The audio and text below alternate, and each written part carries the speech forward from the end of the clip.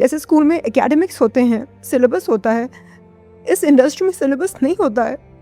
यहाँ पर नंबर 1 कैसे बने? कैन प्लीज टिश्यू पास कर। Sorry for this. इतना अच्छा चेहरा था इसका, क्या कर लिया इसने?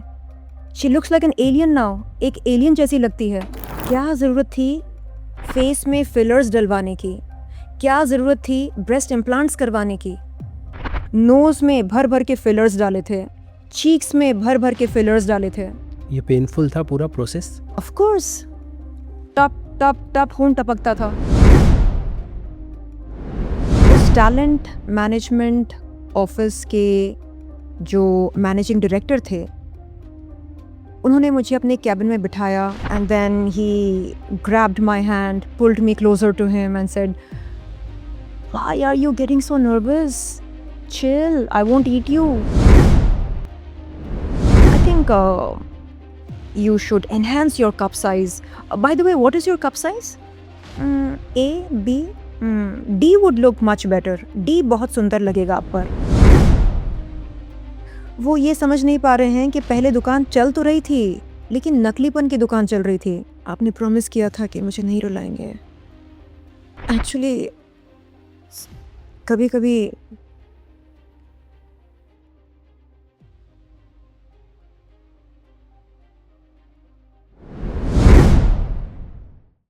हाय शर्लिन, कैसे हैं आप? सबसे Hi. पहले बताइए। feeling very good, thank you.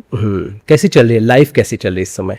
I couldn't have asked for a better life than what I am currently living. Reason being, पिछले कुछ महीनों में मैंने बहुत कुछ अनुभव किया है, not just physically but also mentally and emotionally. Share कर सकते हैं? और मुझे लगता है कि जैसे हर साल एप्पल आईफोन का iOS अपडेट करता है, उसी तरह मैंने एक ही बार में अपना iOS शायद 10, 15, 20, 25 बार अपडेट कर लिया। The point I'm trying to make is that I have realized so many truths that were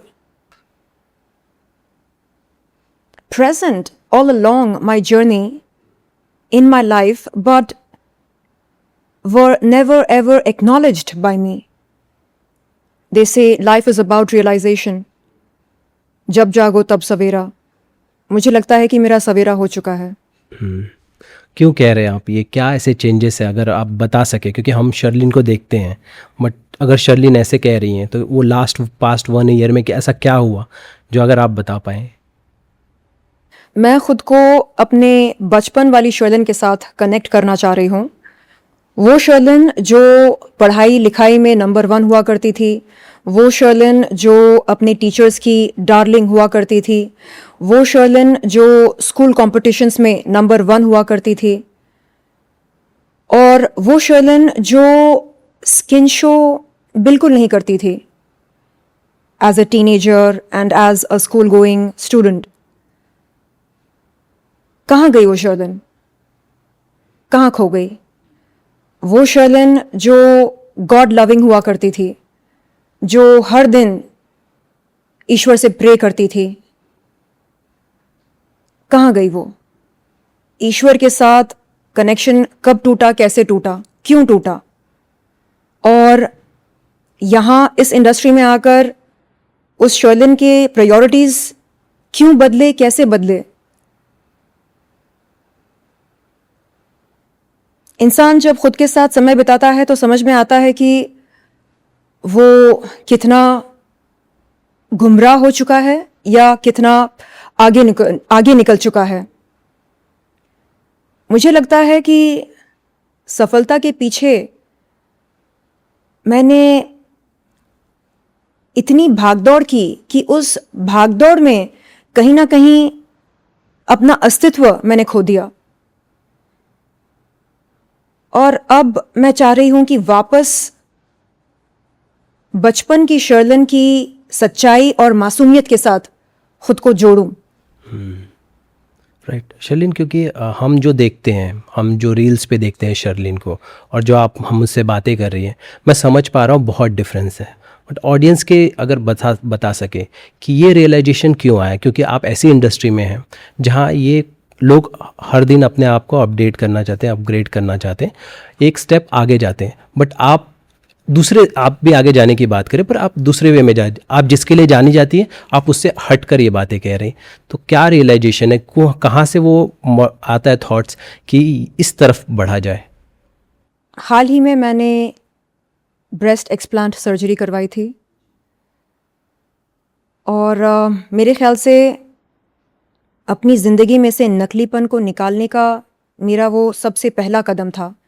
उससे पहले मैंने अपने फेस के तमाम फिलर्स निकलवाए थे। आज मैं खुद से पूछती हूँ कि क्या ज़रूरत थी फेस में फिलर्स डलवाने की? क्या ज़रूरत थी ब्रेस्ट इम्प्लांट्स करवाने की? जवाब क्या है?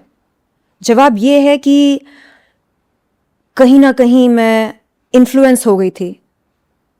किस चीज़ से? दिखावे की दुनिया से, नकलीपन से। सोशल मीडिया पर हम इतने सारे वीडियोस देखते हैं, अलग अलग मॉडल्स के, एक्ट्रेसेस के, ब्यूटी स्टैंडर्ड्स के। आज मार्केट में क्या चल रहा है, क्या नहीं, आज इंसान खुद को पहले से ज़्यादा बेहतर कैसे बना सकता है, ये सारे रील्स देखकर हम कहीं ना कहीं प्रभावित होते हैं, कॉन्शियसली या सबकॉन्शियसली। जब मुझे फिलर्स के बारे में पता चला, मैंने सोचा व्हाई नॉट, करवा कर देखते हैं। करवा कर देखा नतीजा। मुझे मेरे दोस्त, मेरे परिवार वाले और वो तमाम लोग जो मुझे सोशल मीडिया पर देखते थे, कहते थे, अरे इतना अच्छा चेहरा था इसका, क्या कर लिया इसने? She looks like an alien now, एक एलियन जैसी लगती है। मैंने सोचा अरे यार, मैंने फिलर्स डलवाए थे अपनी ब्यूटी को एनहांस करने के लिए, ये क्या हो गया? उसके साइड इफ़ेक्ट थे ये? Actually too much of anything is too bad. और जिस डॉक्टर के पास मैं गई थी, उन्होंने भर भर के इतने फिलर्स इंजेक्ट किए, पूरा चेहरा एकदम पफ्ड अप लगने लगा, एकदम Solan. And the doctor had given me angles, यहाँ पर 110 डिग्री एंगल, ऐसे ऐसे ऐसे चिन को 1 किलोमीटर लॉन्ग बना दिया था। नोज में भर भर के फिलर्स डाले थे, चीक्स में भर भर के फिलर्स डाले थे। अब जाहिर सी बात है कि आप चेहरे के साथ इस कदर खिलवाड़ करोगे तो चेहरा इंसानों जैसा नहीं लगेगा। ये पेनफुल था पूरा प्रोसेस? ऑफ कोर्स, टप टप टप खून टपकता था जब ये सारे इंजेक्शंस इंजेक्ट किए जाते थे फेस के अंदर। और मैं चुपचाप बर्दाश्त करती थी, ये सोचकर कि यस, अब मैं एकदम बार्बी डॉल जैसी क्यूट लगूंगी।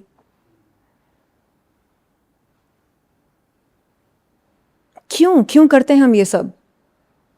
हम खुद को एक्सेप्ट क्यों नहीं करते हैं अपनी नेचुरल ब्यूटी के साथ? क्योंकि हमसे कहा जाता है, अरे तुम में ना वो बात नहीं है, तुम में वो एक्स फैक्टर नहीं है। जब से इंडस्ट्री में आई हूं, तब से बस यही सुनने को मिल रहा था, तुम में ये नहीं है, तुम में वो नहीं है, तुम में नमक नहीं है। नमक तो मुझे लगा चलो खुद को और बेहतर बनाते हैं। इस चक्कर में धीरे धीरे मैं अपनी असलियत, अपना अस्तित्व खो रही थी। और मुझे लग रहा था कि ठीक है ना, इसी को बदलाव कहते हैं, इसी को चेंज कहते हैं, एंड चेंज इज ग्रोथ। मैं आज ये सोचती हूँ कि अगर ये सब नहीं करवाया होता तो ज़िंदगी बहुत ज़्यादा आसान रही, मेरी ज़िंदगी बहुत आसान होती। यानी पहले डलवाना, फिर पछताना, फिर निकलवाना, ये आपको फिजिकली साथ साथ मेंटली भी डिस्टर्ब कर रहा था बहुत ज़्यादा। और रही बात ब्रेस्ट इम्प्लांट्स की, पहले मुझको ये कहा जाता था कि अरे आप ब्रेस्ट इम्प्लांट्स करवाएंगे तो बहुत ज़्यादा आकर्षक लगेंगे, आपको जितना प्यार मिल रहा है उससे 100 गुना ज़्यादा मिलेगा। और जब जब ऐसी बात कही गई थी मुझसे, मैंने वो बात मान ली। मुझे लगा ओके, चलो खुद को और अपीलिंग बनाते हैं और हॉट बनाते हैं। कौन कह रहा था ये सब? जिन कास्टिंग डायरेक्टर्स के पास मैं जाया करती थी ऑडिशन देने के लिए, और जिन निर्देशकों से, निर्माताओं से मैं मिलती थी, आई think you should enhance your cup size. By the way, what is your cup size? A, B, D would look much better. D बहुत सुंदर लगेगा आप पर। हाँ, तो एक यंग इम्प्रेशनेबल माइंड को आप जब इस तरह के सजेशंस देते रहेंगे 24 आवर्स, कहीं ना कहीं वो सजेशंस रजिस्टर हो जाते हैं इंसान के सबकॉन्शियस माइंड में, और बिल्कुल वैसा हुआ मेरे साथ। एक्चुअली मुझे एक चीज़ बताए ना कि जब नॉर्मली मैं दूसरे एक्टर्स के साथ बात करता हूँ, जब वो अपनी जर्नी के बारे में बताते हैं, तो जिस तरह से कास्टिंग एक्सपीरियंस वो बताते हैं, वहाँ पे ये सारी चीज़ें मुझे सुनने नहीं मिलती है। कौन से वो दरवाजे थे जहाँ आप जा रहे थे और ये सारी बातें की जा रही थी, अगर आप बता सके? क्योंकि अगर हम किसी भी बड़े उसकी बात करें तो इस तरह की एडवाइस, इस तरह की बातें सुनने नहीं मिलती थी। Well, if I take names, controversy create हो सकती है, और इस समय मुझे कंट्रोवर्सी की कोई ज़रूरत नहीं है, क्योंकि अब जिस रास्ते पर मैं निकल पड़ी हूँ वहाँ पर कंट्रोवर्सी के लिए कोई जगह नहीं है। So without taking names I can share my experiences with you. मैंने कई बार ये बात कही जो मैं अब आपसे कहने वाली हूँ।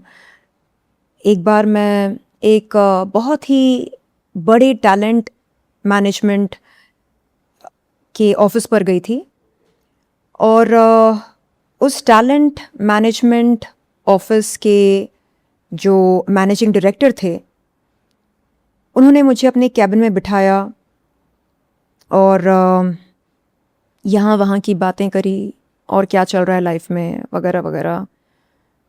और उसके बाद उन्होंने सीधे टू द पॉइंट मुझसे पूछा, what is your cup size?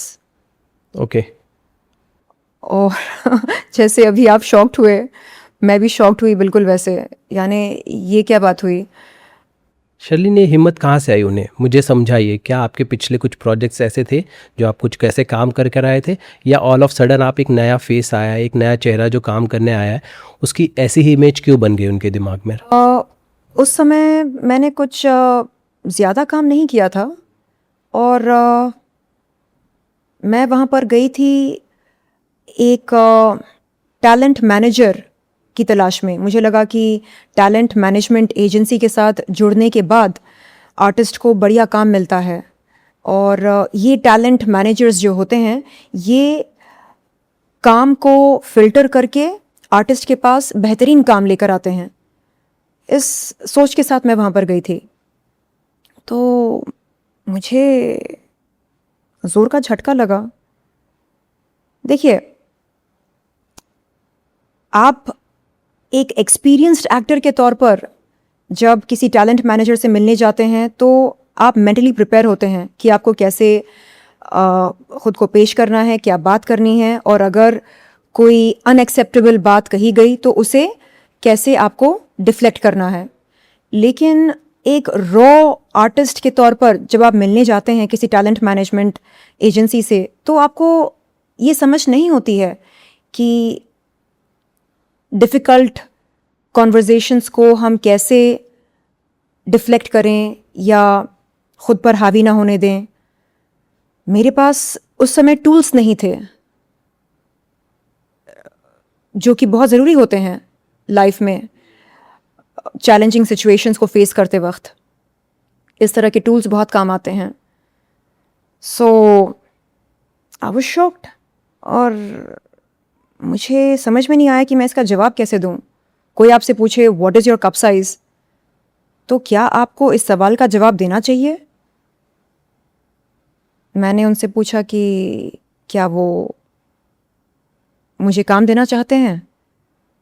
I asked him, sir did you call me here for a professional discussion? क्योंकि व्हाट्सएप पर तो आपने कहा था come meet me. I didn't know how to react. तो उन्होंने कहा कि yeah I need to know you better before giving you good work. I said, okay. So, don't you think your chest is not quite appealing? तब मुझे लगा, okay, if that's how you think of it, then I cannot help it. But tell me something, are you married? ऐसे ही मेरे मुंह से निकल गया. Okay. Are you married? And he said, why? No, because I want to know if this is how you speak at home with your wife, who is a woman, I suppose. Then he said, what is the point you're trying to make? And I said, sir, the point I'm trying to make is that there is a certain way to talk to a lady. And this is not the way. And I'm not feeling good about having this conversation with you. So then he said, Arey, don't be so nervous. ये सब चलता है, इस तरह की बातें होती हैं. And I just didn't know how to communicate further. यानी उस बात को वहीं पर रोक दिया जाए या कंटिन्यू किया जाए. I didn't know how to continue talking to him. So I said to him, ठीक है, तो फिर I leave my portfolio here. आप मुझे बताइएगा. Then he said, अरे, chill. It's okay. See, as a well-wisher, I just want you to look more appealing. That's all. ठीक है? Nothing to worry about and no need to feel nervous. तो मुझे लगा okay, तो ये बात है. Then I said, अच्छा सर, तो आपके पास फ़िलहाल मेरे लिए क्या काम है? Like, do you have any offers, any projects? Then he said, वो सब छोड़ो, are you single? Okay. मैं सोच रही थी मैं रोऊं या मैं हंसूं. What does this question have to do with my interest in pursuing a career in showbiz? मैंने कहा, currently single. Okay. So, do you know what an open marriage means? I said, no, sir. Open marriage यानी इस तरह की शादी में सब कुछ चलता है. I said, okay. तो he said that he had an open marriage with his wife. I said, okay. So, if you want to be my girlfriend, you're most welcome. एक तो ये ओपन मैरिज का कॉन्सेप्ट मैं पहली बार सुन रही हूँ आपके मुंह से, और मुझे गर्लफ्रेंड बनना है कि नहीं बनना मैंने उसके बारे में सोचा नहीं अभी तक. और मुझे ऐसा लगा था कि we would be having a professional discussion. And when I realised that the discussion was not revolving around work or projects or films or offers or opportunities, I just got up. I said, "Sir, I think I should leave." And then he grabbed my hand, pulled me closer to him, and said, "Why are you getting so nervous? Chill, I won't eat you." Of course, I will if you let me, but now I won't eat you. I said, "Sir, I think I should get going. I'm not feeling comfortable." और ये सारी बातें मैंने पहले किसी के साथ नहीं की, तो मुझे एक्सपीरियंस नहीं है इन बातों के बारे में, मुझे आइडिया नहीं है। नहीं नहीं, it's okay, I will teach you, you will know. And I somehow manage to get myself out of that office. मैं ये जानना चाहता हूँ कि ये फिल्म मेकिंग से पहले की सिचुएशंस थी, या जो आपने जो फिल्म ऑफ चॉइसेस रखी उसके बाद जो सारे वर्क, तो क्या उन चीज़ों पर भी आप यही समझ रखती हैं? एक लड़की जो हफ्ते में 4 या 5 बार चर्च जाया करती है और चर्च के एक्टिविटीज़ में उसका कंट्रीब्यूशन, योगदान बेहतरीन होता है। चर्च के पास्टर उस बंदी को चर्च के डायस पर बुलाकर कहते हैं, आज सरमन मैं नहीं आप देंगी, आज बाइबल मैं नहीं आप पढ़ेंगी, आप कांग्रीगेशन को बताएंगी कि आज हमने क्या पढ़ा है, और उसका जो मीनिंग है, जो वर्सेस आप पढ़ेंगी उसका जो मीनिंग निकल कर आता है वो आप समझाएंगी कांग्रीगेशन को। इस विश्वास के साथ मेरे चर्च के पास्टर मुझे चर्च के डायस पर बुलाते थे। Come my child, come and read the Bible and explain the word of God to the entire congregation.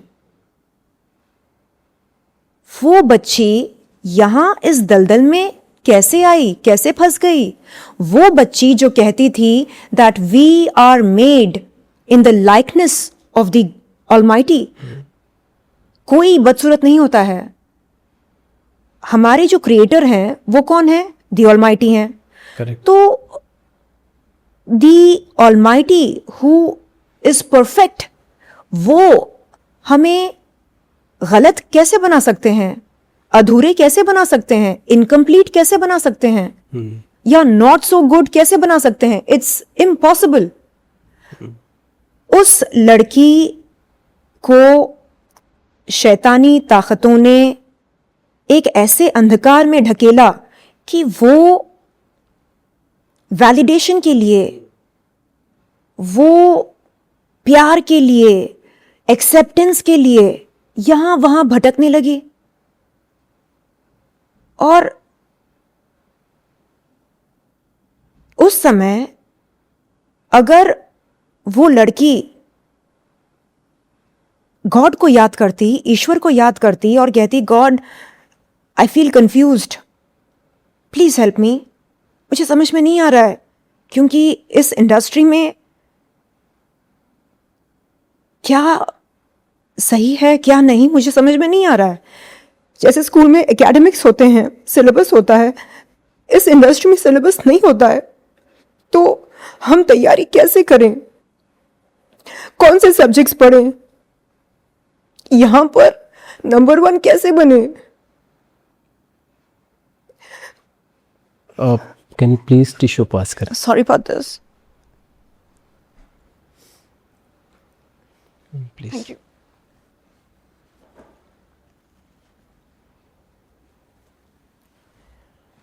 तो यू ओके? या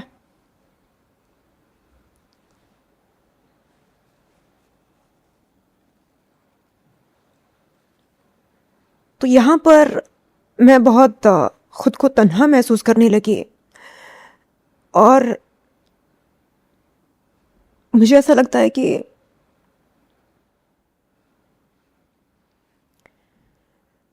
जो लड़की अंग प्रदर्शन से, न्यूडिटी से, जिस्म की नुमाइश से कोसों दूर रहा करती थी, वो अब सरेआम जिस्म की नुमाइश करने लगी, और उसे लगता था कि ये ये प्रोग्रेस है, ये सफलता है, कहीं ना कहीं यहाँ पर आने के बाद, इस इंडस्ट्री में आने के बाद मैं ब्रेन वॉश हुई। और क्या सही है, क्या गलत है, क्या अच्छा है, क्या बुरा है, इन चीज़ों के बीच में जो फ़र्क होता है वो फ़र्क शायद धीरे धीरे मेरे लिए मिटने लगा। अब जब मैं सोचती हूँ कि क्या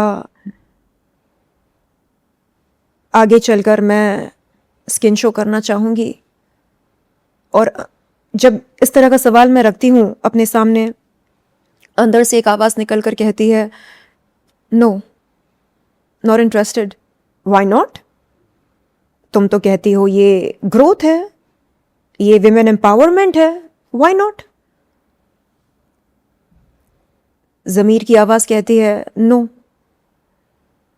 विमेन एम्पावरमेंट इसे नहीं कहते हैं। Women empowerment is not about downsizing yourself to a mere object of attention. लोग मेरी तरफ देखें, लोग मुझे अटेंशन दें। क्यों? अटेंशन इतना ज़रूरी क्यों हो जाता है? रिस्पेक्ट से बढ़कर अटेंशन क्यों हो जाता है? यानी between attention and respect, what do most of us want? Respect. Sherlyn, जैसा कि आपने कहा कि अब आप उस तरह के चीज़ें, उस तरह के रोल, उस तरह के किरदार अब नहीं करेंगे। अपनी अपनी चॉइसेस होती हैं, बट मुझे ये समझना है कि क्या आपको अपने कर्म, जो भी आपने वर्क किया है, जो भी काम किए हैं आपने, हर कोई अपने काम में बेहतर करने की कोशिश करता है और उससे कहीं ना कहीं जुड़ा होता है। मैं उसे कहीं छोटा या नीचा नहीं दिखाना चाहता या बोलना नहीं चाहता, बस मैं समझना चाहता हूँ, क्या आपको अब लगता है कि पछतावा होता है कि मैंने वो ऐसे वर्क क्यों किए, या आपको लगता है कि वो वक्त था ऐसा, चीज़ें हो गई, अब बेटर की तरफ आगे बढ़ते हैं? मैं ये सोचती हूँ कि what is the need for skin show? कोई मुझे समझाए और बताए कि स्किन शो बहुत ज़रूरी होता है। स्किन शो के बगैर अगर हम सक्सेस हासिल नहीं कर सकते हैं तो बात अलग है। लेकिन ऐसी कई महिलाएं हैं जो बगैर स्किन शो किए सक्सेसफुल हुई हैं, बगैर स्किन शो किए वो सीईओज बनी हैं, एंटरप्रेन्योर्स बनी हैं, वो ब्रांड्स बनी हैं। तो क्यों हम स्किन शो पर इतना ज़्यादा फोकस करते हैं? क्यों उसे इतना हम तवज्जो देते हैं? क्या है ये स्किन शो? मैं बहुत सेक्सी हूँ, बहुत सेंशुअल हूँ, ये बताने के लिए या जताने के लिए ये ज़रूरी क्यों होता है कि मैं अपनी क्लीवेज दिखाऊं?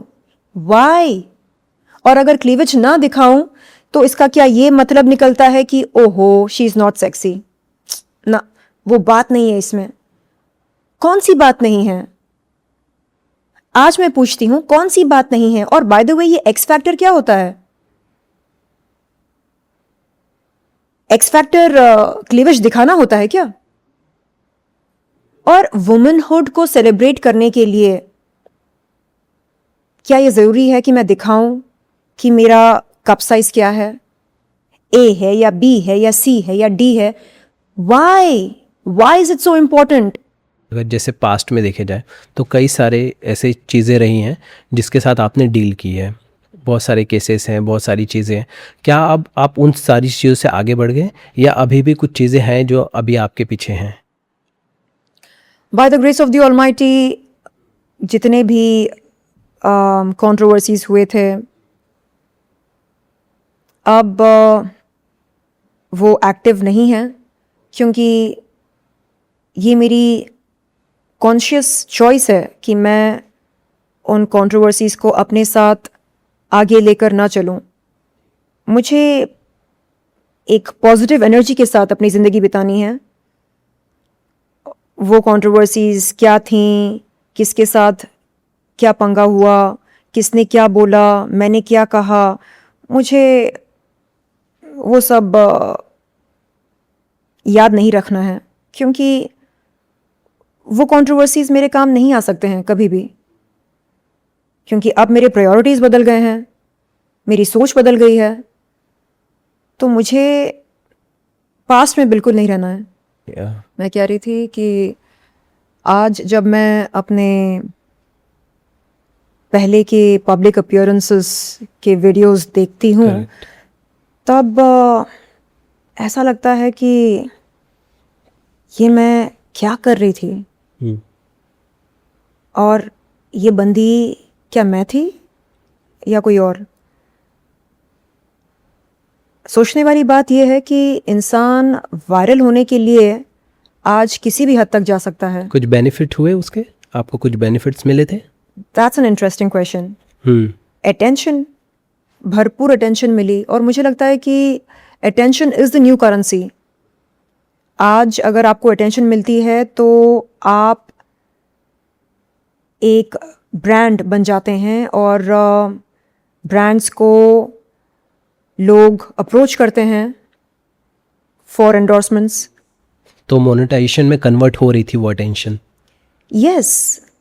जो लोग कहते हैं कि पहले दुकान चल रही थी और अब नहीं चल रही है, तो देखो बंदी अपना दुखड़ा सुना रही है, वो ये समझ नहीं पा रहे हैं कि पहले दुकान चल तो रही थी, लेकिन नकलीपन की दुकान चल रही थी। अब हमको नकलीपन नहीं बेचना है, असलीपन बेचना है, असलीपन दिखाना है, दर्शाना है। लेकिन जो हम रील्स पे देखते हैं, जो पैप्स के सामने जो हम देखते हैं लोग जिस तरह से मस्ती करते हैं या तमाशे कह लें अगर शुद्ध लैंग्वेज में, तो ये जो करते हैं, तो क्या ये सब कुछ इसीलिए चल रहा है? देखिए, जो नौटंकी होती है, ख़ास तौर पर पब्लिक प्लेसेस में, वो सिर्फ और सिर्फ आई बॉल्स के लिए होता है, अटेंशन के लिए, टीआरपी के लिए। एंड हम जब सुर्खियों में आते हैं, जब पब्लिसिटी बटोरते हैं, तब हमें लगता है कि ओ देखा, हर तरफ हमारे चर्चे हो रहे हैं, हर तरफ हमारे जलवों का असर हो रहा है। और वो एक ऐसा फेज़ होता है जब आपको अपने किए पर कोई पछतावा नहीं होता है। आपको लगता है कि आप जो कर रहे हैं एकदम सटीक कर रहे हैं और एकदम परफेक्ट कर रहे हैं। लेकिन आप जब अटेंशन और रिस्पेक्ट की तुलना करते हैं, तब आपको समझ में आता है कि हमेशा रिस्पेक्ट का पल्ला भारी होता है। क्यों? क्योंकि अटेंशन इज फ्लीटिंग, आज है कल नहीं है। कल नहीं है। रिस्पेक्ट ताउम्र रहती है जब तक कि आप उसे गवा ना दो, कुछ दुष्कर्म करके या करेक्ट है। यू नो गलत काम करके। तो रिस्पेक्ट जो है वो लॉन्ग लास्टिंग होती है, अटेंशन फ्लीटिंग होती है, मोमेंटरी होती है। और इसलिए हमेशा अटेंशन और रिस्पेक्ट की लड़ाई में रिस्पेक्ट का पल्ला भारी होता है, जिस तरह असलीपन और नकलीपन की लड़ाई में असलीपन का पल्ला भारी होता है। आज मैं अगर दिल से आपसे कोई बात कहूँ तो वो बात आपके दिल तक पहुँचेगी, तमाम दर्शकों के दिलों तक पहुँचेगी। लेकिन अगर मैं कोई नकली बात कहूँ तो वो बात कहाँ तक पहुँचेगी? बिल्कुल नहीं पहुँचेगी, कहीं पर भी। तो ये पावर होता है असलीपन का। तो जो लोग कहते हैं अरे अब ये मैडम जो हैं अपना दुखड़ा इसलिए रो रही हैं क्योंकि इनकी दुकान नहीं चल रही है, तो उनको बता दूं भाई साहब, मुझे वो दुकान चलानी ही नहीं है, वो दुकान मैंने बंद कर दी। मुझे असलीपन दिखाना है, ये असली इमोशंस क्या होते हैं, असली बात क्या होती है। असली अनुभव क्या होता है। बट हम- मुझे समझ आई शर्लिन, जब जी। उस फेज़ में थे आप, तो मुझे समझाई नहीं कि उस दौर में आपके मेजर रेवेन्यू चंक क्या थे जहाँ से आप अर्न कर रही थी, और जब आपने छोड़ा है तो अब आप कैसे कर रहे हो मैनेज? देखिए,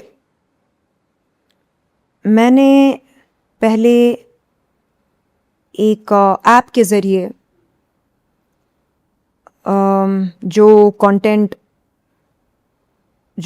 क्रिएटर थे जिनके साथ मैं जुड़ी थी, वो कंटेंट क्रिएट करते थे और वो मेरे ऐप पर उस कंटेंट को शोकेस करके बेचते थे। उसके बाद मैंने कुछ फिल्में करी, वेब सीरीज़ करी। आज मुझे सिर्फ और सिर्फ वैसा काम करना मंजूर है जिसके चलते मैं सही मायनों में तरक्की कर सकूं। तरक्की करना क्या होता है?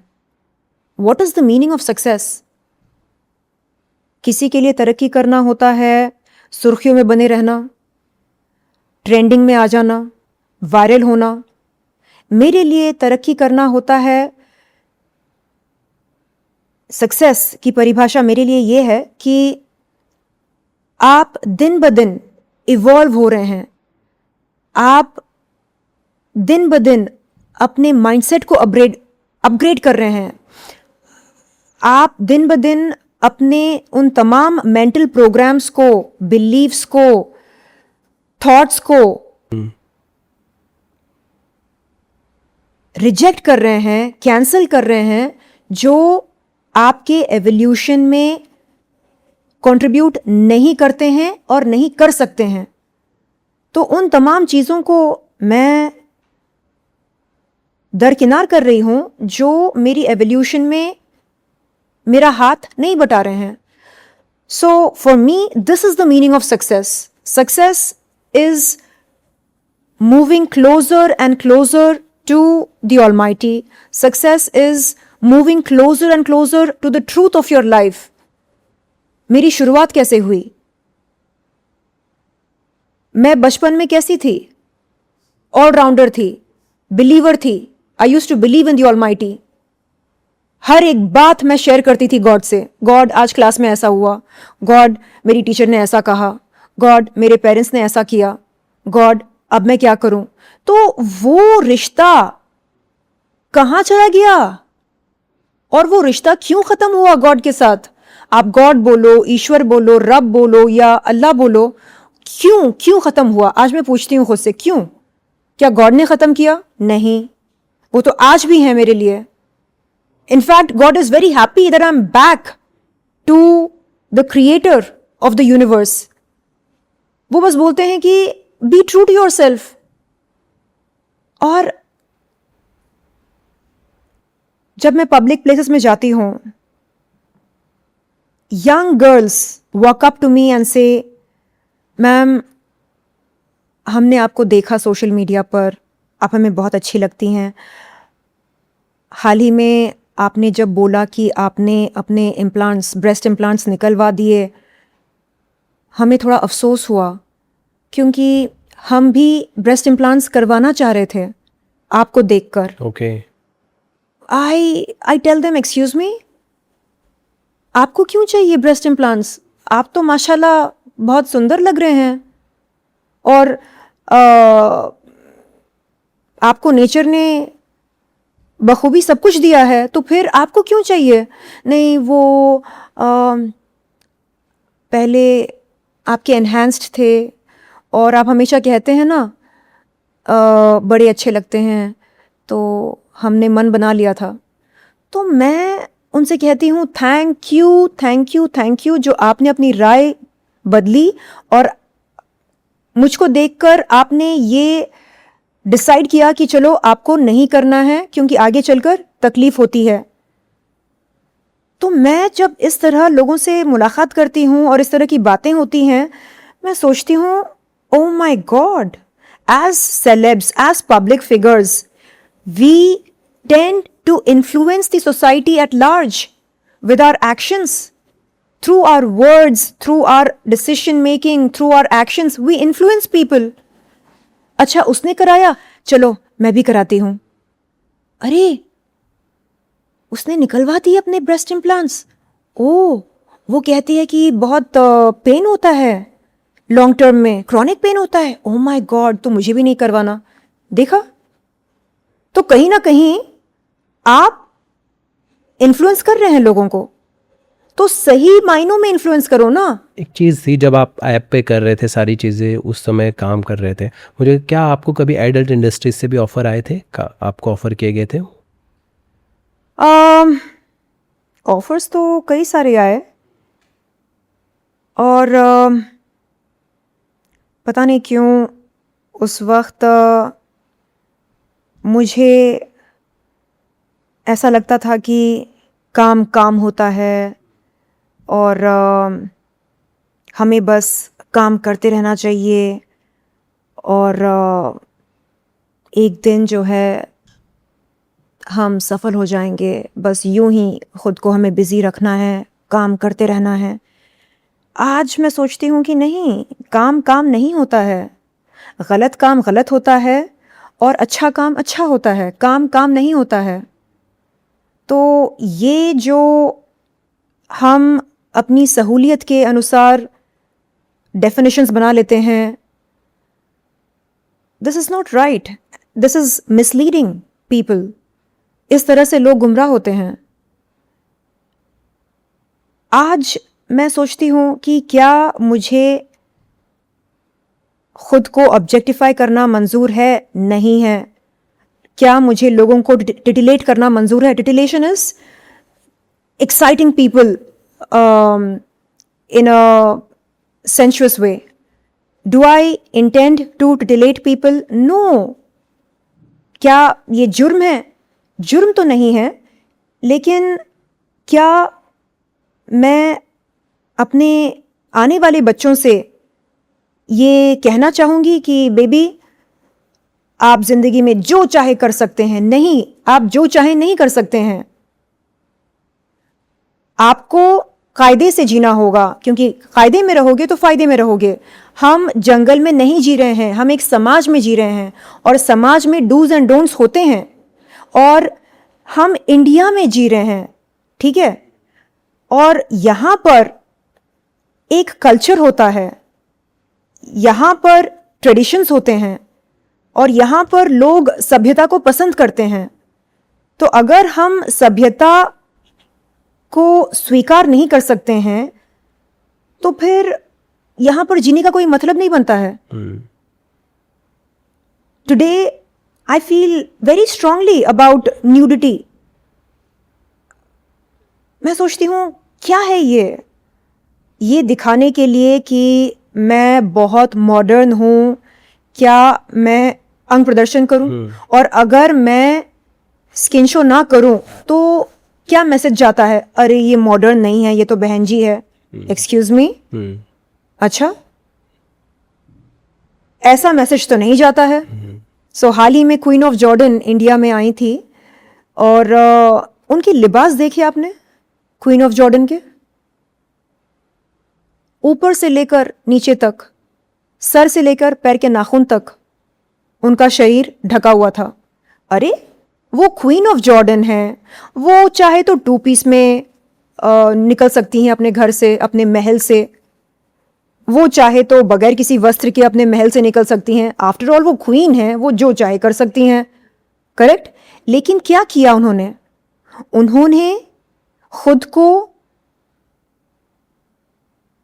एक क्वीन की तरह पेश किया, with dignity, with substance, with class.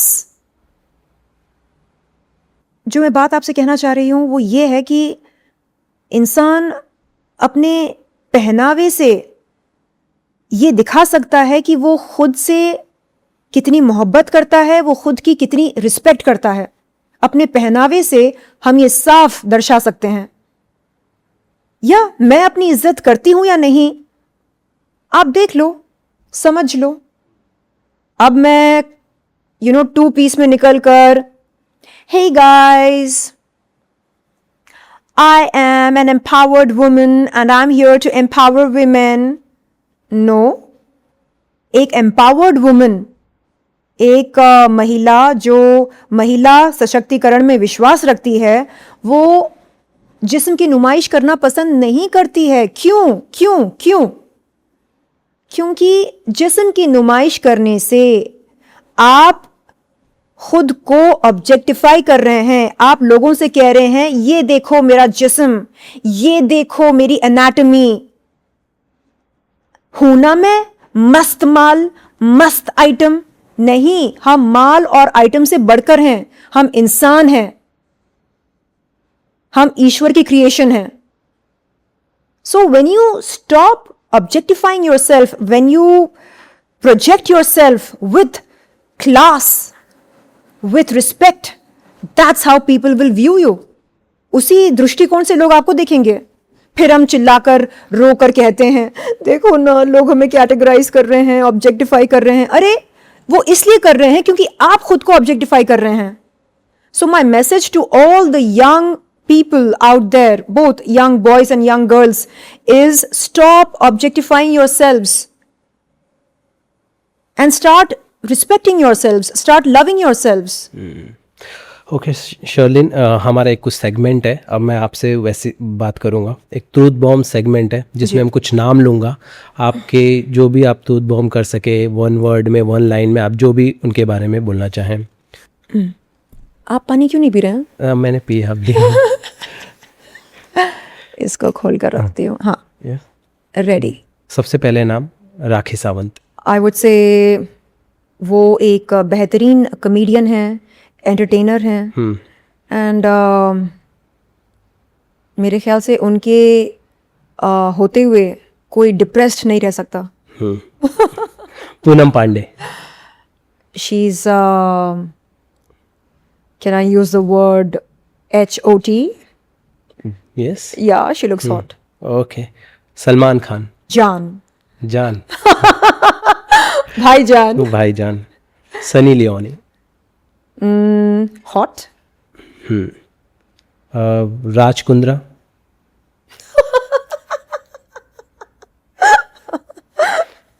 क्या शब्द बोलूं मैं उनके लिए? Jack of all trades. Shilpa Shetty. Very smart. Kangana Ranaut. Very जज्बाती. No? Very emotional. Yes. Arjun Rampal. As an actor, very good. Okay. Ram Gopal Verma. मैं कंटिन्यू बोलते जाता हूँ।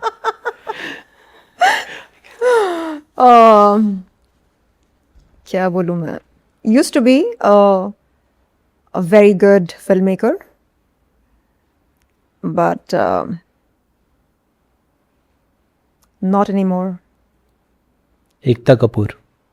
A very savvy producer, filmmaker, and entrepreneur. Akshay Kumar. Fit and hit. Bobby Deol. What is the right word? Amazing transformation. Rani Mukherjee. The OG. दियोजी। Yeah. Elvish Yadav. Entertainer. Okay. Recently आप podcast पे भी गई थे, जी। कैसा था एक्सपीरियंस? उस वक्त मेरी मानसिकता कुछ और थी, और क्योंकि उस वक्त मुझको अटेंशन चाहिए था, तो मैंने बिल्कुल उस तरह से खुद को पेश किया। ओके, ठीक है। Karan Johar. The ultimate magician. Okay. Madhur Bhandarkar. A realistic story teller. मुझे लगता है कि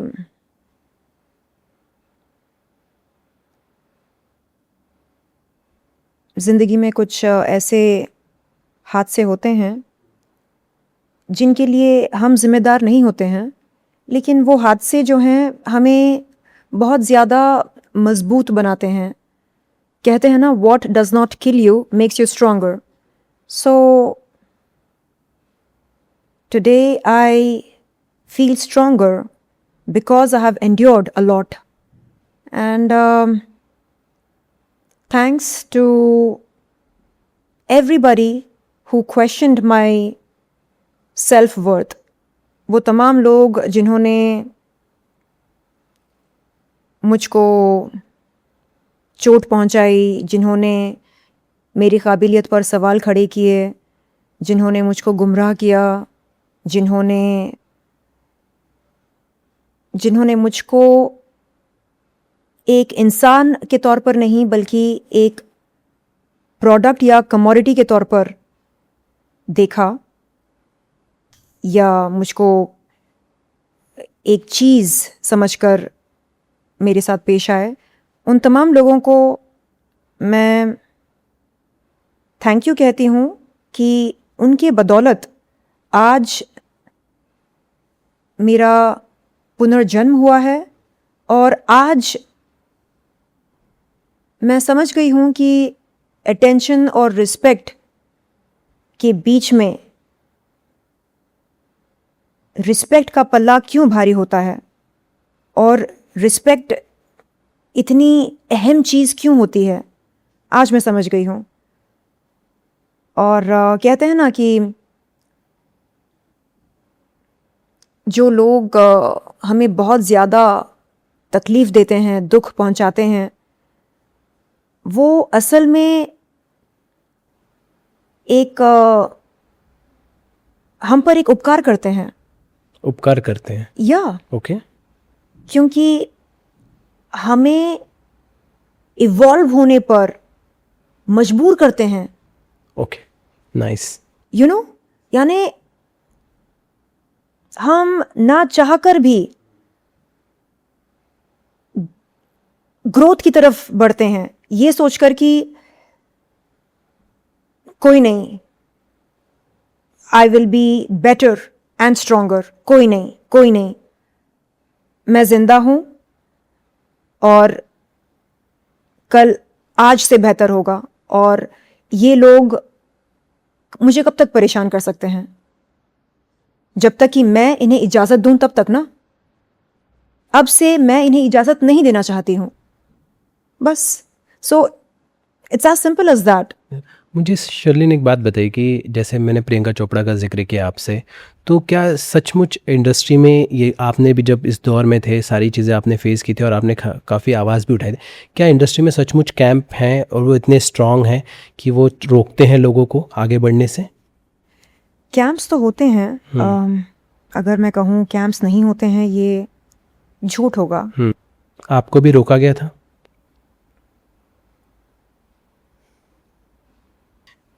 sorry, please tissue please. I am so sorry Sherlyn. हाँ जी।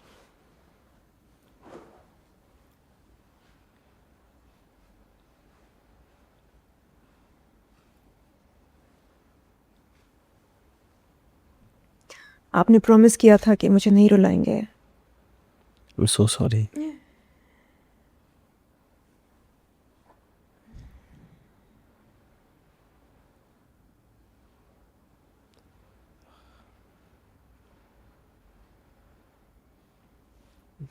हम आगे बढ़े और कंटिन्यू करना चाहते हैं, या कुछ कहना चाहते हैं आप?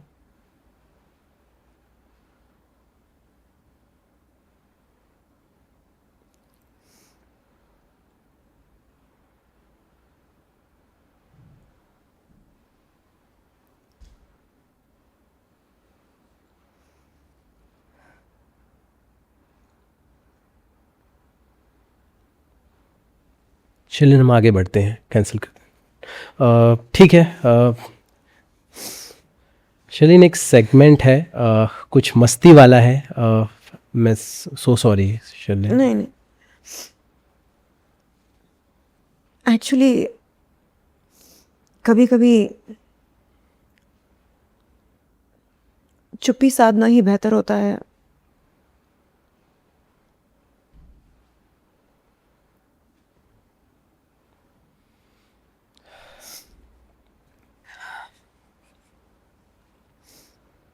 I believe in the almighty and मुझे पता है कि मैं आपके सामने, दर्शकों के सामने झूठ बोल सकती हूँ, लेकिन उनके सामने नहीं। उनको पता है Absolutely. कि मेरी ज़िंदगी की सच्चाई क्या है। ईश्वर को पता है। ईश्वर को पता है कि मैंने क्या क्या सहन किया है, मैंने कैसे कैसे दिन देखे हैं, और वो सब जानते हैं मेरे बारे में। उनसे चाहकर भी मैं कुछ छुपा नहीं सकती। मैं जब जब प्रे करती हूँ, गॉड से कहती हूँ, गॉड मुझे इतना स्ट्रांग बनाओ कि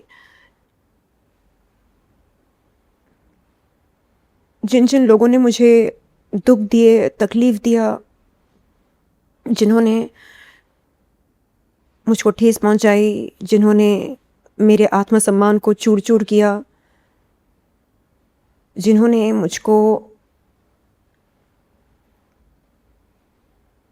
अंधकार में ढकेला, वो सब मेरी हिम्मत को, मेरी ताकत को देखकर शर्म से पानी पानी हो जाए। बस इतना स्ट्रांग मुझे बनाना। डेफिनेटली शर्लिन, आप इतने स्ट्रांग बन चुके हैं। आपसे बातचीत करते हुए मुझे ये अनुभव हुआ है कि आप काफ़ी स्ट्रांग हैं, और अब आप उन चीज़ों से लड़ने की हिम्मत मुझे साफ दिख रही है। और मैं चाहता हूँ कि दिल से कि आप सचमुच उन चीज़ों से बाहर निकलें, और स्ट्रांग जैसे आप बोलती हैं अंदर से भी उतना स्ट्रांग रहें।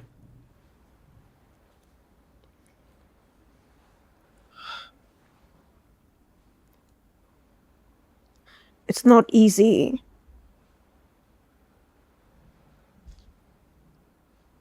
लोग अपने फैमिलीज के साथ रहकर नेगेटिविटी को झेल नहीं पाते हैं, और मैं तन्हा होकर भी आज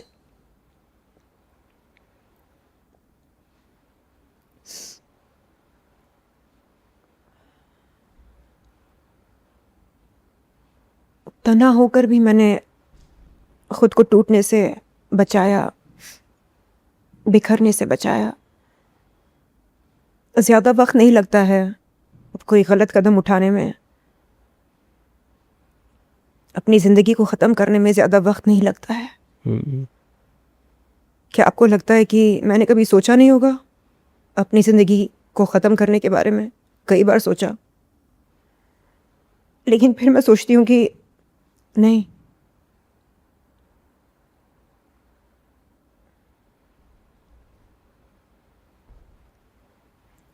ज़िंदगी बहुत ही कीमती होती है, और जब तक कि बुलावा ऊपर से ना आ जाए, मैं कुछ नहीं करना चाहूँगी खुद के साथ, खुद की ज़िंदगी के साथ। ये एक और सेगमेंट है, कुछ बॉलीवुड के डायलॉग्स हैं जो हम शर्लिन के स्टाइल में जानना चाहेंगे, अगर आप कंफर्टेबल हैं तो ना। तो बसंती इन कुत्तों के सामने मत नाचना, अगर शर्लिन बोले आप। यानी इसको मैं बोलकर सुनाऊं? हाँ, मतलब जस्ट अगर आप कर सके तो, वैसे दो कुछ डायलॉग्स है तो अगर आप। अच्छा। हाँ।